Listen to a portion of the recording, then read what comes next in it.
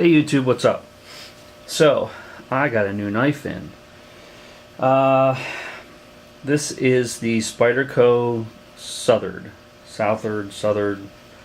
Man, I wish I knew. But anyhow, so it's a Brad Southard collaboration with Spyderco. It's Spyderco's first flipper. There's been a ton of videos on this that just came out. I think because with it being Spyderco's first flipper, it's a good solid design. If you've ever seen Brad Southard's work, he does great knives. His knives are awesome. So I think everybody's kind of excited to get this one, which is good. And the first video that I seen it on, and man, I can't pronounce the guy's name, and I do apologize, but it's P-Y-A-O-L-I-A-N-G, and I'll put his name down here. He's the first one that I seen that had the video, and he did two. He did a initial impressions, and then he did a mod video. After seeing that, I knew I wanted to get it. Now, I don't know if I'm going to actually keep it. The initial thing was I was going to get one, check it out, pimp it, and then resell it. So I'm going to be doing a follow-up video with this thing pimped, and look for that, and I might be selling it. Well, we'll see, depending on how much I actually want to keep it or not.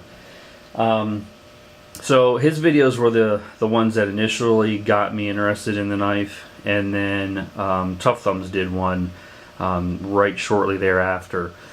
And you know, if you don't know Tough Thumbs, I mean, everybody that watches my channel, I believe, watches Tough Thumbs stuff. If you don't, definitely check out his channel. He's another pimper, and I kind of feel like he's kind of the leader of pimp jobs on YouTube. I do some pimping. If you don't know, if you've come to this video and haven't seen any of my other videos, I also do pimp jobs. But, you know, I'm still in my learning early stages. I would consider Tough Thumbs or Jeff a master pimper, if you wanted to give him that title. And so I just kind of do it as a hobby here and there, try and help people out, do YouTube videos. It's fun. I like doing it. But I am not like a full-time, you know, I don't do 10 of these things a day. Jeff does. So his review on it, after watching that, I had to get one. When Tough Thumbs that has handled, you know, probably thousands of knives in his career of doing this, this is currently his favorite knife. So to be able to have a knife that is in a price range that I can afford, that is one of his favorites. I also enjoy the smaller flipper size. I know Jeff also does like his big and bulky knives, and I don't really like those. Those are just too much.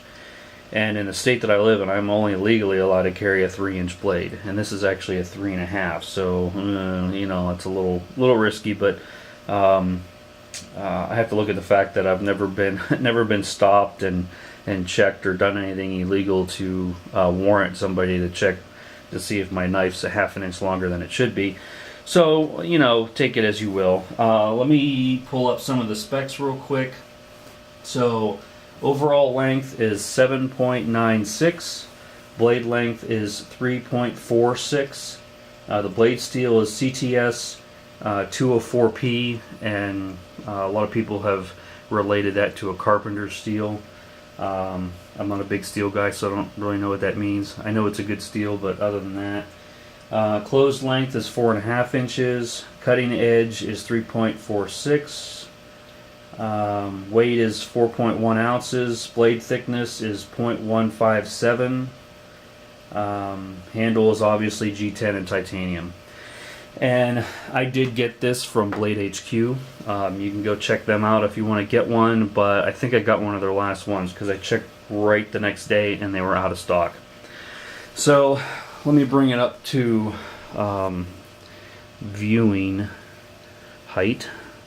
So the top scale here is like a Coyote Brown G10. It's a fine texture, not really a coarse texture. It is very grippy.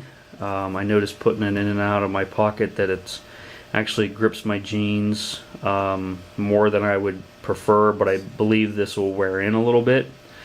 This knife is made in Taiwan, and evidently their quality control in Taiwan is great. And the G10 material is definitely a higher quality G10 than, say, like the Spyderco Tenacious and that line. Definitely a lot better G10. It's thicker than what they put on those as well. The frame lock, this side is titanium, and this liner over here is titanium. You got stainless steel standoffs. You have the lanyard tube, and the pocket clip is stainless steel. You have a little over travel G10 piece in here that keeps the frame lock from overextending. The flipper is a good size flipper, which I believe helps lend itself to how well it flips. Sometimes you get flippers that the flippers is really small and it doesn't give you a lot of momentum to flip it. It does have the ball bearing system in there, so that makes it extremely smooth. It does have the Spyderco Spidey hole, which is okay to use. The D10 on it is rather strong, so getting it out of there is a little difficult using the Spyderco hole. But as it's a Spyderco, you got to have that on there, otherwise it just wouldn't look right. But it flips amazing. Even straight up, no problem. No hang-ups. Very smooth.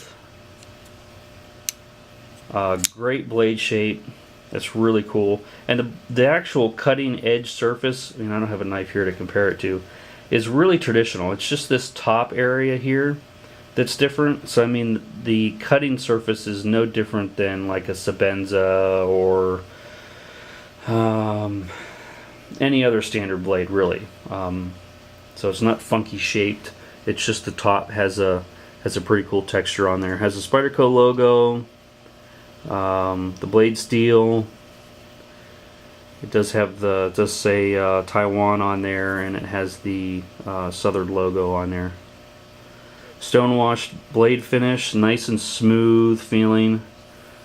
Nice and smooth, just feels like silk. Came extremely sharp, no problems cutting anything with it. And from some of the testing that Tough Thumbs has done, he says that he's cut a whole crap load of stuff and no marks on the blade whatsoever. So that's appealing. Has early lockup. I wouldn't want it any earlier than that. You get it too early and it just kind of worries me. Extremely smooth. This is just an awesome flipper. Now, as far as smoothness goes, I've felt some knives, and I think I'm going to use a John Grismo term of dreamy. I wouldn't necessarily put this thing in the dreamy category, but just below that. It is really, really smooth. Still has a little bit of resistance on it, so it doesn't feel like it's loose or flopping. I haven't taken this thing apart yet, so I plan on taking it apart, cleaning out the pivot, putting in some new grease. Maybe that will help.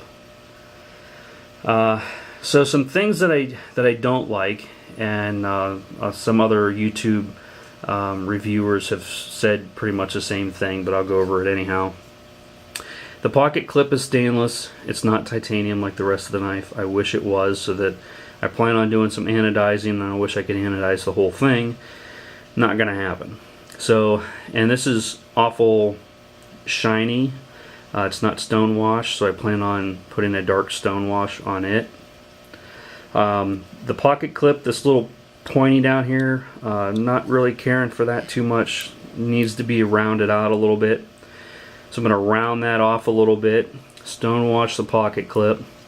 And this contour right here just does not match the outside contour of the frame. So I'm going to round this off slightly right here just to kind of follow the lines of the knife. That was another minor, and these are minor complaints. This is nothing that would prevent me from buying the knife, so don't put it in that kind of a category. The other thing is the Spyderco tube, lanyard tube. I'm going to take that out. I'm not a big lanyard fan. Definitely don't need the tube there. It serves really no purpose to me whatsoever.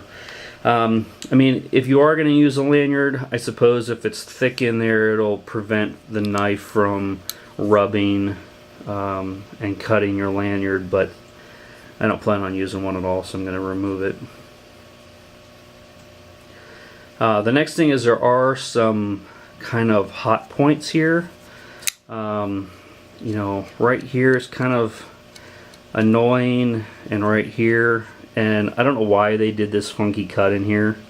To me, that's like the worst looking visual part of the knife, are these funky, this routed out section. Just a little silly to me. So the plan is to anodize all the titanium, round these off, stone wash this, and then I think I'm going to put carbon fiber over here. So I'm going to do a thin, smooth carbon fiber here, and then I'm also going to try and replace this with some carbon fiber. Should be pretty cool when it's done, I hope. Great knife. I mean, if you had one of these, you really don't need to carry anything else. I mean, it's sturdy, it's robust, great cutting surface. I love the flipper, you know, easy access.